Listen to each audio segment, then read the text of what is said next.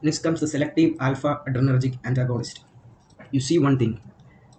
These are examples of such drugs are prazosin, terazosin,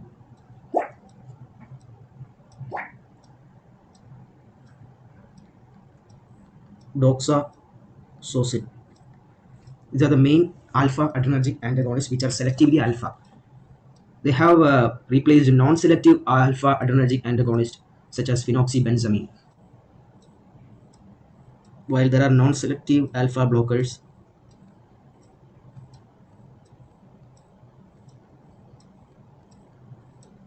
like phenoxybenzamine.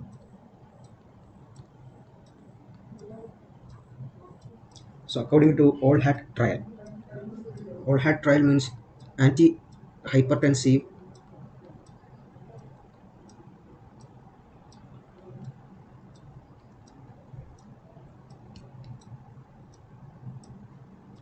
So the OLHAC trial, that is the antihypertensive and lipid lowering treatment to prevent the heart attack.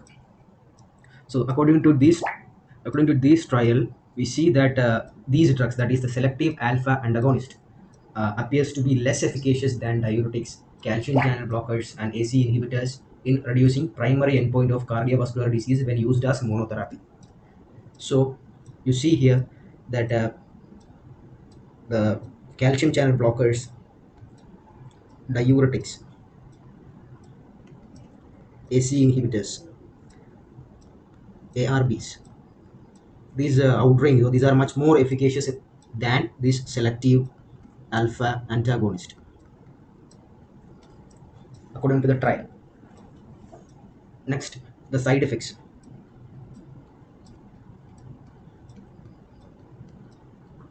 When you are dealing with the side effects, these agents, alpha antagonists, first you think about the first dose effect,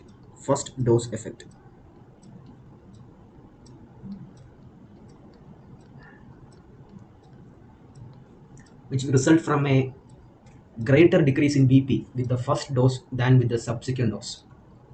Selective alpha adrenergic antagonist can cause syncope, orthostatic hypotension, dizziness, headache, drowsiness. So most importantly, orthostatic hypotension.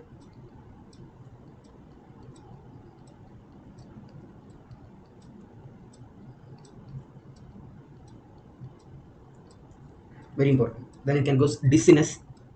Then as usual, like syncope. Sometimes syncope.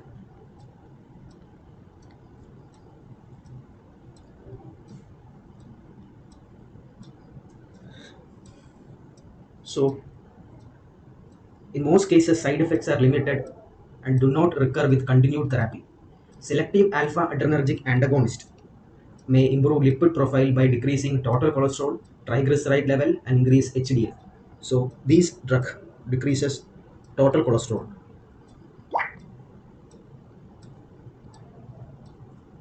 These drugs decreases triglycerides. These drugs increases HDL.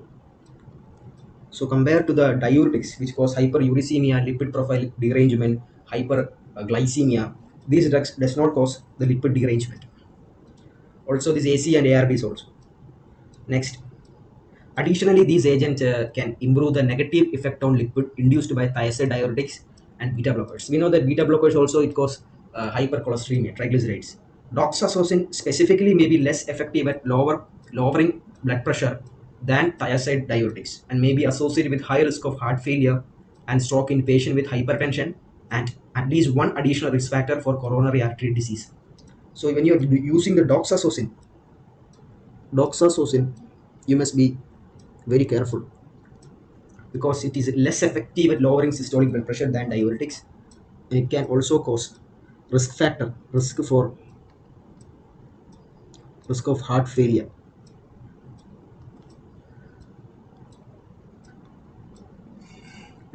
failure, also stroke.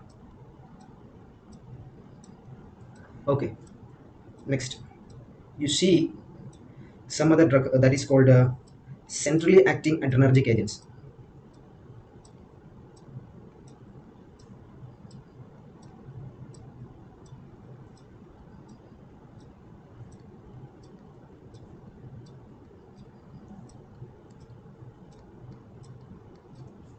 Centrally acting adrenergic agents. You see, these are clonidine, apraclonidine, bromidine that we have already discussed. Clonidine, guafencin, guavens, methyl-dopa. These are the centrally acting adrenergic agents.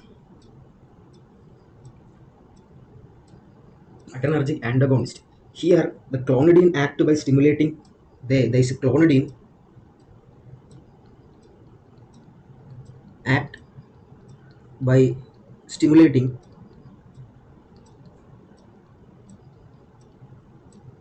presynaptic. This is the presynaptic, not post. It act by stimulate the presynaptic alpha receptor, alpha 2 receptor. Thereby, it decreases noradrenaline. Noradrenaline is decreased from both central and peripheral sympathetic nerve terminal. So, this is a potent antihypertensive agent. In addition to its oral dosing form, it is also available as transdermal patch that is applied weekly. Okay. Next, we discuss the side effects of this clonidine, apraclonidine. It include bradycardia, drowsiness, dry mouth, orthostatic hypotension, galactoria, sexual dysfunction. So main important, you see that dry mouth.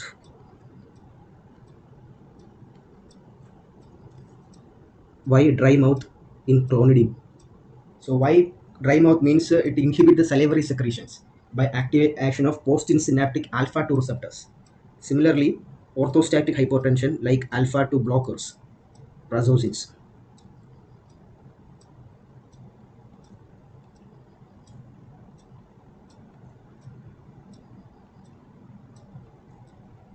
Next comes the uh, what we say sexual dysfunction.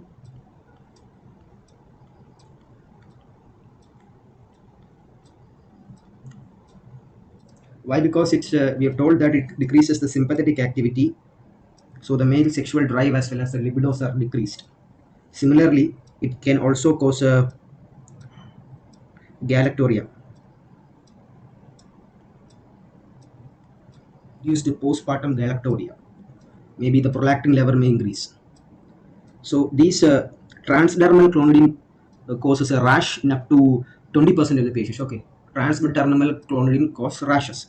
Next, these agents can precipitate heart failure in patients with decreased left ventricular function, and abrupt cessation can precipitate an acute withdrawal syndrome of elevated BP, tachycardia, diaphoresis.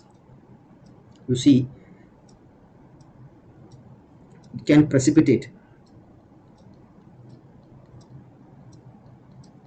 heart failure in patients who are having LV dysfunction, and reflex withdrawal, that is reflex or sudden withdrawal, you say sudden withdrawal.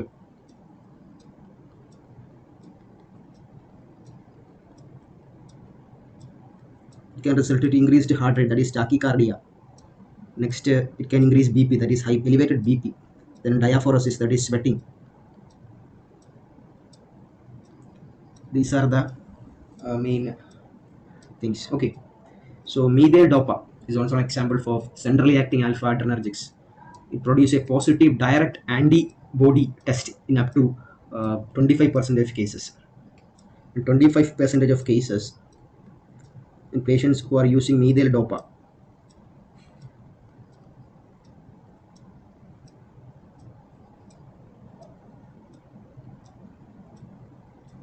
Coombs test positive, but significant hemolytic anemia is much less common.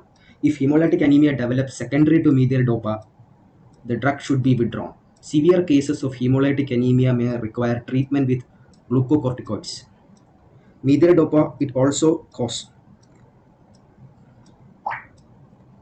positive ANA.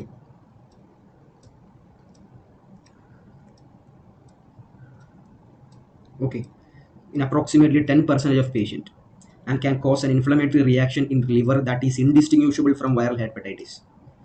Fatal hepatitis has been reported. Guanabens and guafenicin decreases total cholesterol level. Guafenicin can also decrease serum triglyceride. Just understand some points. Guanabens is also centrally acting.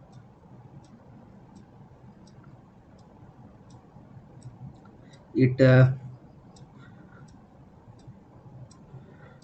decreases total cholesterol, while guanfacine, it decreases total cholesterol as well as it decreases total triglycerides. Okay, next comes direct acting vasodilators. Direct acting vasodilators. They are a potent antihypertensive agent now reserved for refractory hypertension or specific circumstance such as use of hydralazine in pregnancy. See, these are direct acting vasodilators like hydralazine and minoxidil.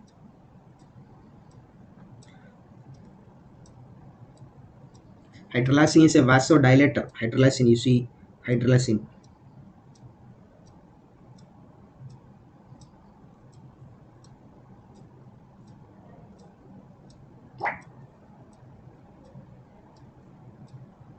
This hydralazine,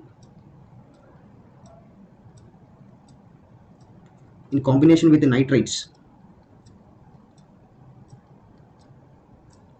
is usable in treating patients with hypertension in heart failure.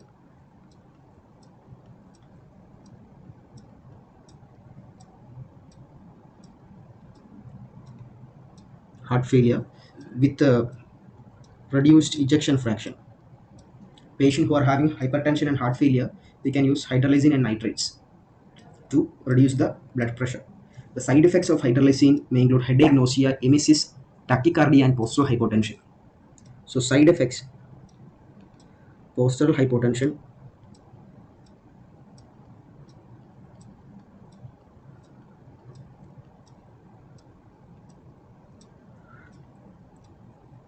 tachycardia,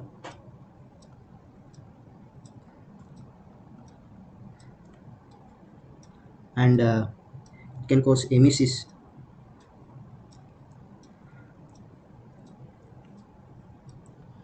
It sometimes asymptomatic patient may have positive ANA test. We once again before told one drug also produce positive ANA test, that is called a labetalol positive ANA test. Next, uh, a hydralazine induced systemic lupus-like syndrome also developed in 10% of patients.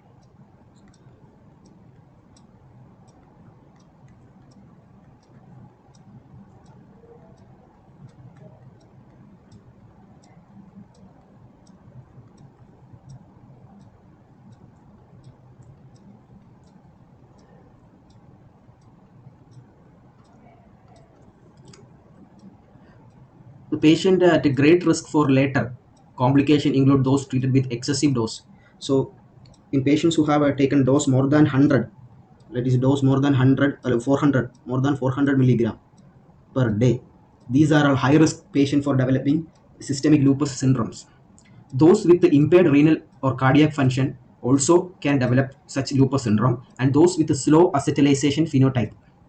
Hydralazine should be discontinued if clinical evidence of lupus-like syndrome develops and positive ANA test result is present. The syndrome usually resolves within discontinuation of drug, leaving no adverse long-term effect. So that is about the vasodilators, direct-acting vasodilators, hydralazine. Next comes the side effects of you. Next you discuss the minoxidil drug. It's also a vasodilator, just like a hydralazine. It's also a vasodilator. One problem is it can cause a dependence. Dependence can cause. The side effects include it can cause weight gain.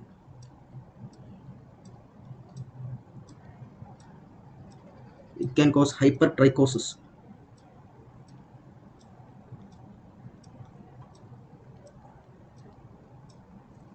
It can cause hirsutism.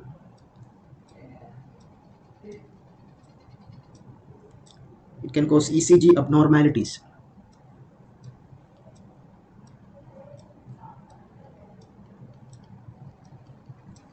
It can cause pericardial effusion.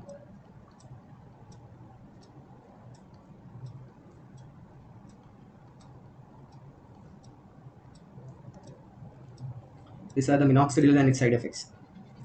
Next, certain drugs called reserpine, guanethidine, and guanadrel were among the first effective antihypertensive agents available. Currently, these drugs are not regarded as first or second line therapy because of its significant side effects. Like it can cause depression, postural hypotension. Guanethidine can also cause ejaculatory failure and diarrhea. You see, one drug called guanethidine. It can cause like side effects.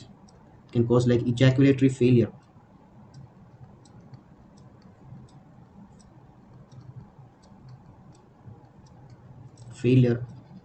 and also diarrhea, major side effects. So that's about that drug. Next is parenteral antihypertensive agents.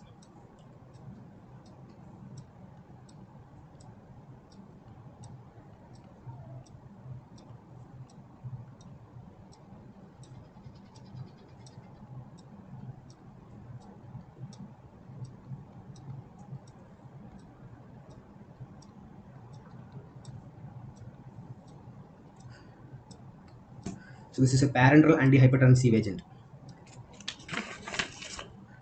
So among parenteral antihypertensive agent, they are indicated if there is an immediate requirement in the reduction of blood pressure in patient with hypertensive emergencies, which means blood pressure more than 200 and millimeter of Hg. You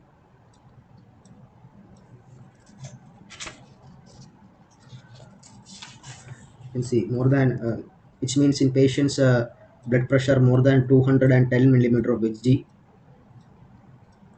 or in patients diastolic blood pressure more than 130.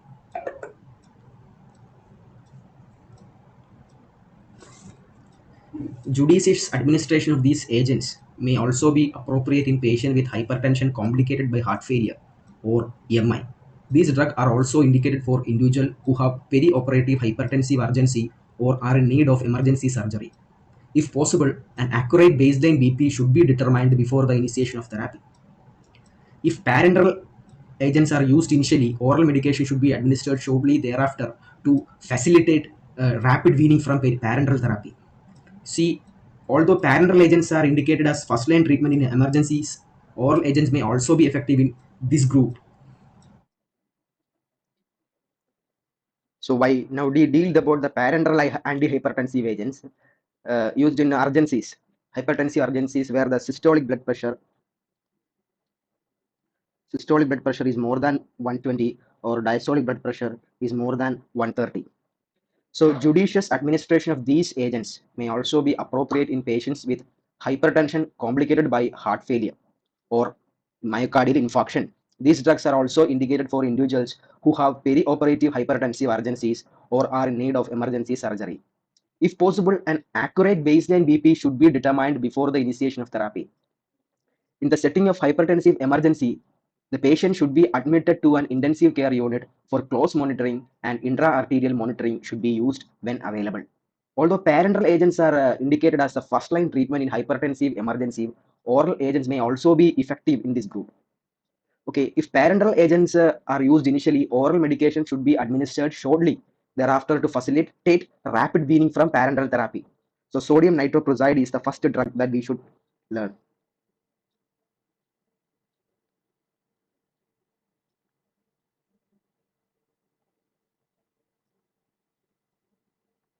So when we are dealing about a sodium nitroprusside, we should understand that it is a direct acting arterial and venodilator. It is a direct acting arterial and venodilator.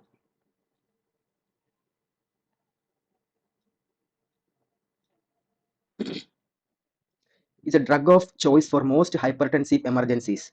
It reduces BP rapidly and easily titratable, and its action is short-lived when discontinued. Patients should be monitored very closely to avoid an exacerbated hypotensive response.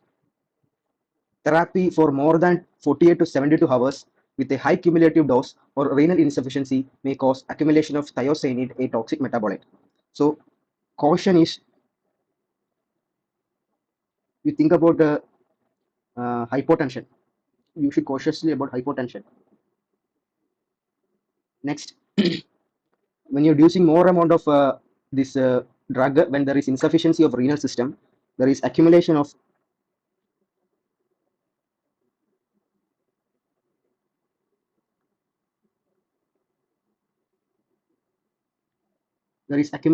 thiocyanate. This is a toxic metabolite.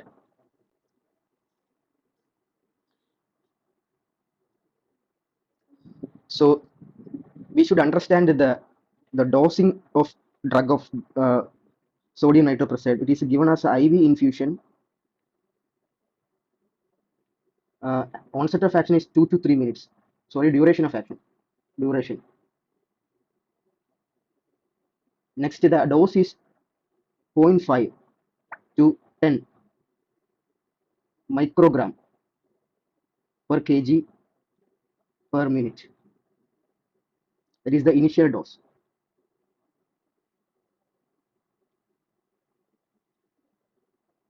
Then 0.25 microgram per kg per minute for eclampsia patient,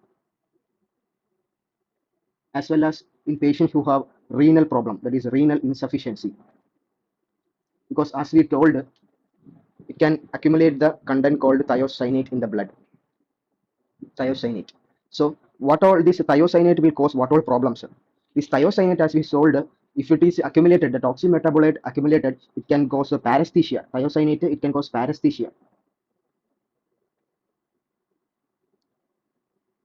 It can also cause tinnitus, vision blurring, blurring of vision. It can cause delirium. It can also cause seizures. Okay. Next comes the serum thiocyanate level should be kept below 10. Serum thiocyanate level should be kept below 10 milligram per deciliter. Otherwise, it can cause those toxic metabolite effect. Patient on high dose, that is, we told that it is 0.5 microgram per kg per minute. If you are giving that sodium nitroprusside like 2 to 3 milligram per kg per minute, it's a high dose. For those with renal dysfunction, should have serum level of thiocyanate drawn after 48 to 72 hours of therapy.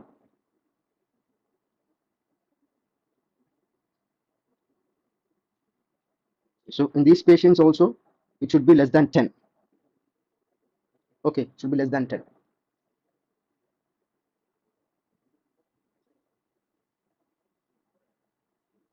Next, hepatic dysfunction may result in accumulation of cyanide, which can cause metabolic acidosis. So if at all, if you are using this drug and sodium nitroprusside, and if there is a hepatic dysfunction,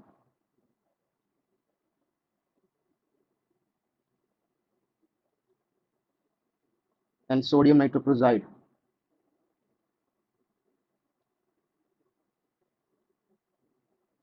what can it cause? It can cause metabolic acidosis due to accumulation of cyanide.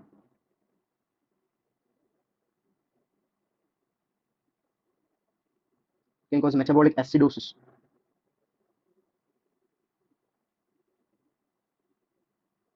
Also, it can cause dyspnea, vomiting, dizziness, ataxia, syncope. Hemodialysis should be considered for thiocyanate poisoning. Nitrates and thiosulfate can be administered IV for cyanate poisoning. If there is a cyanate poisoning due to overdose, the treatment as a treatment we can give thiosulfate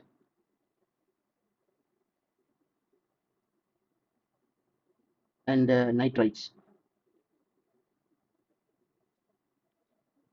Next, that is the drugs about sodium nitroprusside. Next comes the drug called nitroglycerin. We already told nitroglycerin And hydralazine is used in heart failure patient in treating uh, hypertension. Nitroglycerin we use as an IV infusion. Its duration of action is 1 to 2 minutes. Onset of action, duration of action is 3 to 5 minutes, and the dose that we give is 5 to 20 microgram per minute. So it can cause headache, nausea, vomiting, may develop tolerance also. So among nitroglycerin, you see, it's a IV infusion may be appropriate in situation in which sodium nitroprusside is relatively contraindicated, such as in patient with severe coronary insufficiency or advanced renal or hepatic disease. Since we know renal disease, it can accumulate thiocyanate. In hepatic dysfunction, it can cause metabolic acidosis as well as cyanide toxicity. It is a preferred agent for patient with moderate hypertension in the setting of acute coronary ischemia or after coronary artery bypass surgery because of its more favorable effects on pulmonary gas exchange and collateral coronary blood flow. So it's a drug of choice in treating moderate hypertension tension in patients who have acute coronary ischemia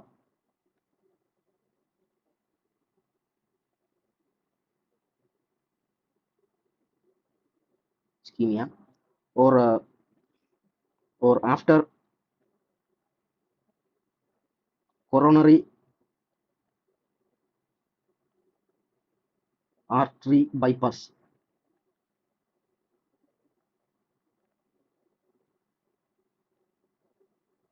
surgery in setting of acute coronary insufficiency or ischemia or in coronary bypass surgery post because of its favorable effect. It has a favorable effect on pulmonary gas exchange.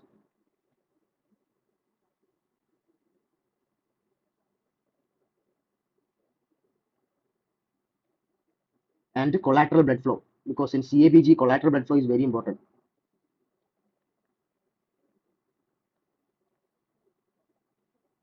Okay.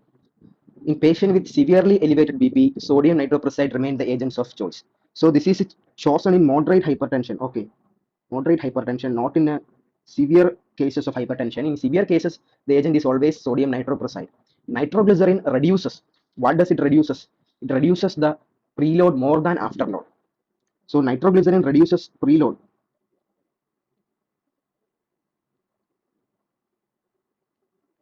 Reduces preload. That is the mechanism. Decreases the preload than afterload. While sodium nitroprusside is told is a venodilator, arterial venodilator. Similarly, this one also decreases preload. It should be used in cautions or avoided in patients with inferior wall MI with the right ventricular infarction. So it should be used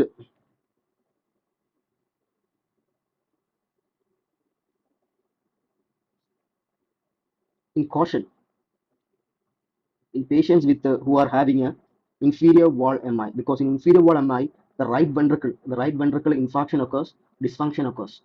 So in these patients, right ventricular problematic patients are dependent on preload to maintain cardiac output. That means in right ventricular failure we need supply of fluids. In left ventricular failure we can give nitrates. So this in these patients it should be avoided, because in RV failure it is solemnly dependent on this patient is solely dependent on the preload. If we reduce the preload, it can exacerbate the heart failure. So it should be used very cautiously in patients who are having a inferior wall MI with the right ventricular infarction. Next drug is labetalol.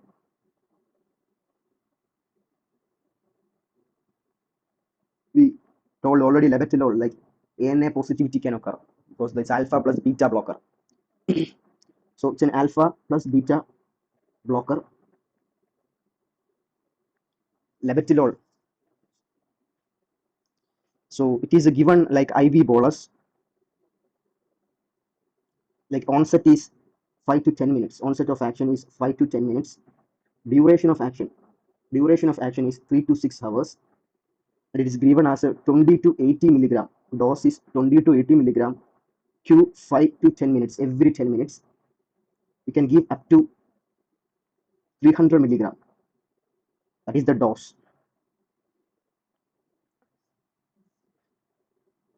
Likewise, we can give 0.5 to 2 milligram per minute.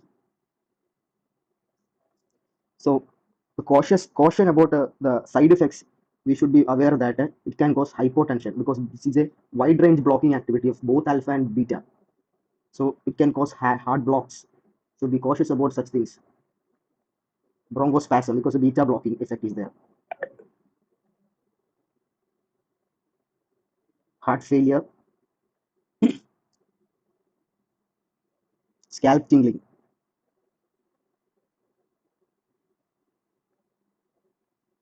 See, this labetalol, you see that it can be administered parenterally in hypertensive crisis. In occurring hypertensive crisis, we give IV in hypertensive crisis, even in patient in early phase of acute MI, and is a drug of choice in hypertensive emergencies in pregnancy. So it's a drug of choice in hypertensive hypertensive emergency in pregnancy. Okay.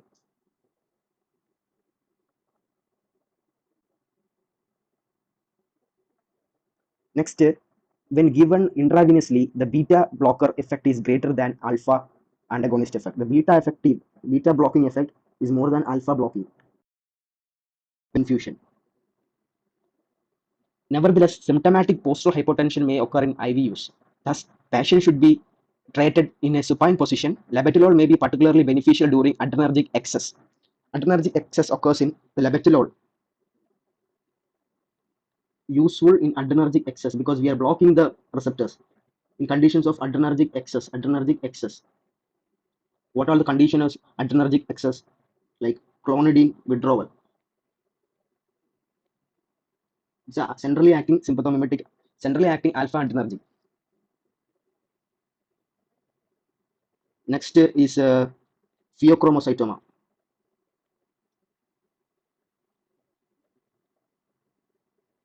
Next is post coronary bypass. In such cases, there is a excessive adrenaline production. So you should be very much careful in such patient, and we can use labetalol. Because the half-life of labetalol is 5 to 8 hours, intermittent IV bolus dosing may be preferable to IV infusion. IV infusion can be discontinued before oral labetalol begins. When supine diastolic blood pressure begins to rise, oral dosing can be initiated at 200 mg per oral, followed in 6 to 12 hours by 200 to 400 mg per oral, depending on the blood pressure. So when diastolic blood pressure increases, you can start oral dosing of labetalol at 200 mg per oral, 6 to 12 hours per oral, uh, followed in 6 to 12 hours by 200 to 400 milligram per oral, depending on BP response. Okay,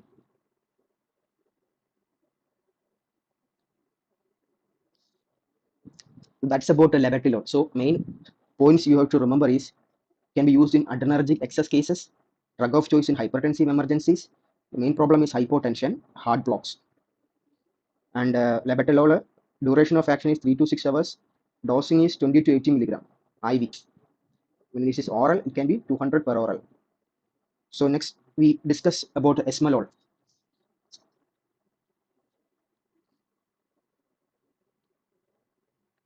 The drug is called esmolol.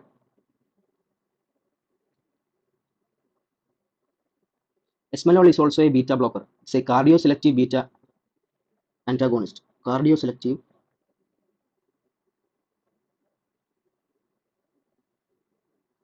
beta blocker can be used in treatment of hypertensive emergencies. Can be used in treatment of to treat hypertensive emergencies.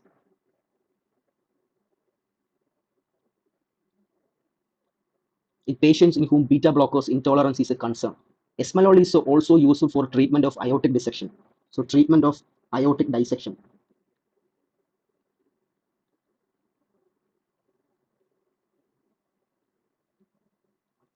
Beta adrenergic antagonists may be ineffective when used as monotherapy in the treatment of severe hypertension and are frequently combined with other agents.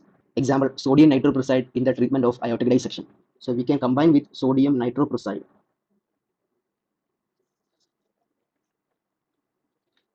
You see, esmolol, the dosing is 500 microgram per kg per minute. It is given as IV infusion, IV bolus. For the first minute, then it is 50 to 300 microgram per kg per minute continuously. So the side effects is, as we all know, hypotension is the major side effect we should understand. Mostly these are combined with sodium nitroprusside because single action of selective beta blockers in controlling hypertension is very not good, not at all good. Heart blocks. Okay, so this is about the esmolol. Then another drug is called nicardipine. There is nicardipine. Nicardipine. This is a drug. It's a IV calcium antagonist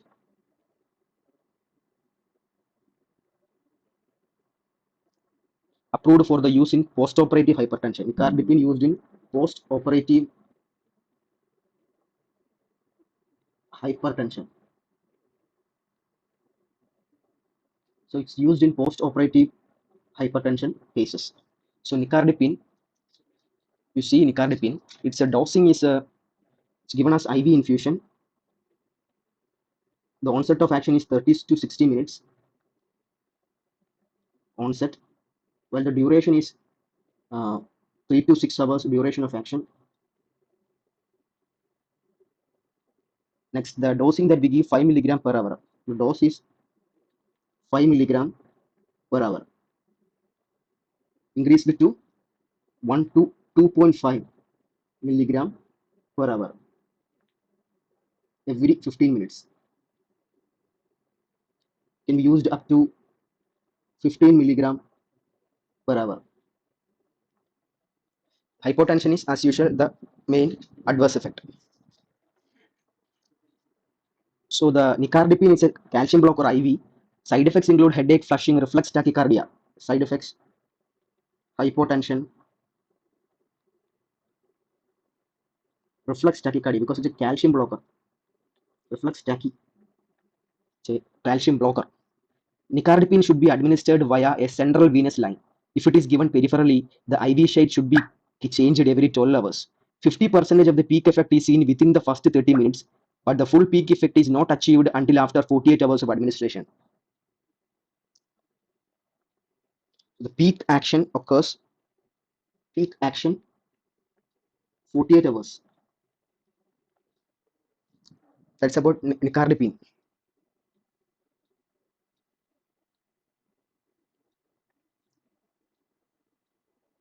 Next, considering the enalaprolate. Enalaprolate is another drug.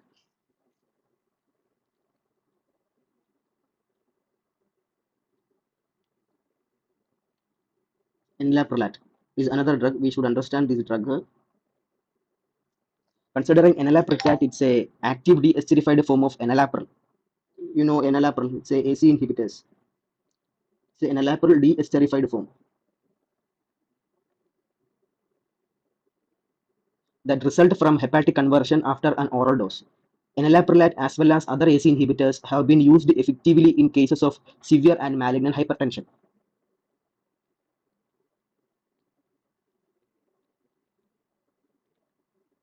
However, variable and unpredictable results have been reported.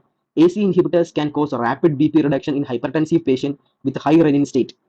So we already told AC inhibitors useful in patients with high renin.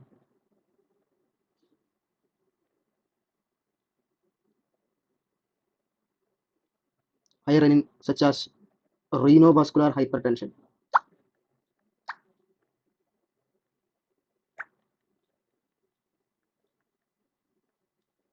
also in case of concomitant use of vasodilators.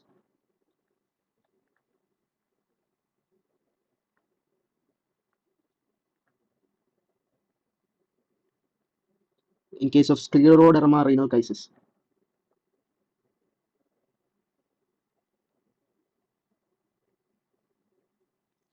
These are conditions of high renin. We can use conditions of high renin. We can use this enalaprilate.